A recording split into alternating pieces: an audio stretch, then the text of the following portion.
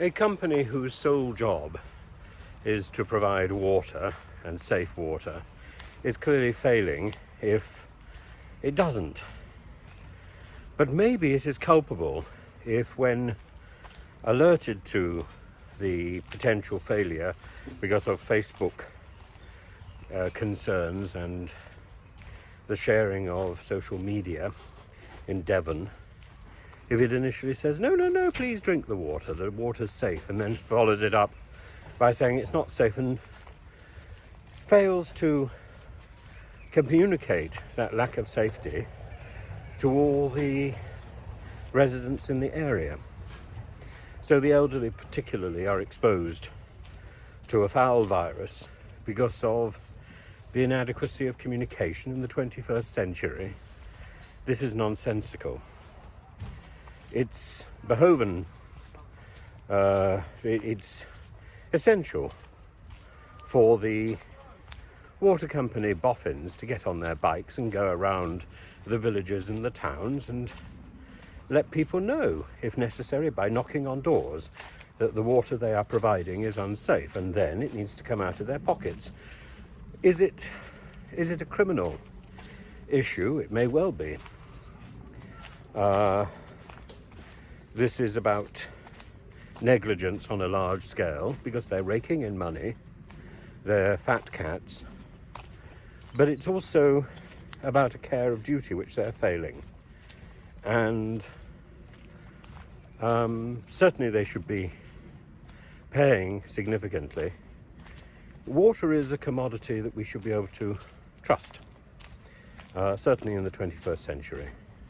And if we can't, and if that's down to private companies who are making money out of water, then they must be held responsible in whatever form that takes. It's not about having a 6-year inquiry.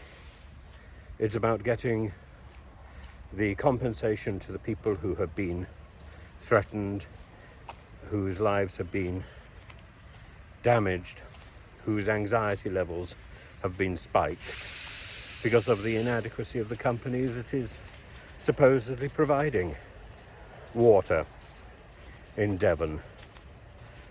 It's time, I think from this point of view, Labour is probably right. It's time for water to be renationalised, but I'm not sure that will necessarily solve the problems. It's time for a change of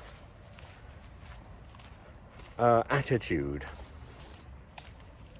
and that's the key.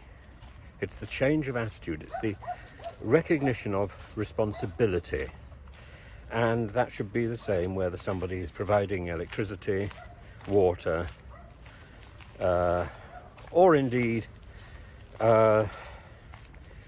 fixing motorways or railways. The problem with renationalising something, particularly, for example, the railway, is that we can't renationalise so much of it.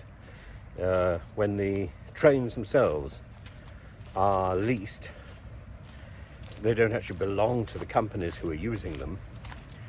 When the rail lines themselves are in such poor repair, and we are frittering away money on a novelty project, on a vanity project, whose only purpose is to transport freight, because or to get freight off the main railway lines so that it can move around the UK during the night.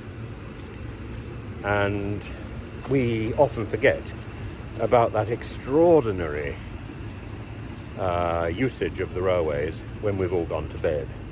The railways continue working, and that's the time when I suppose they make all their money. But again, we need to rethink our priority. Our priority is to the customer. Our priority in offering a service is to provide that service, not simply to chatter away with the rhetoric of promises.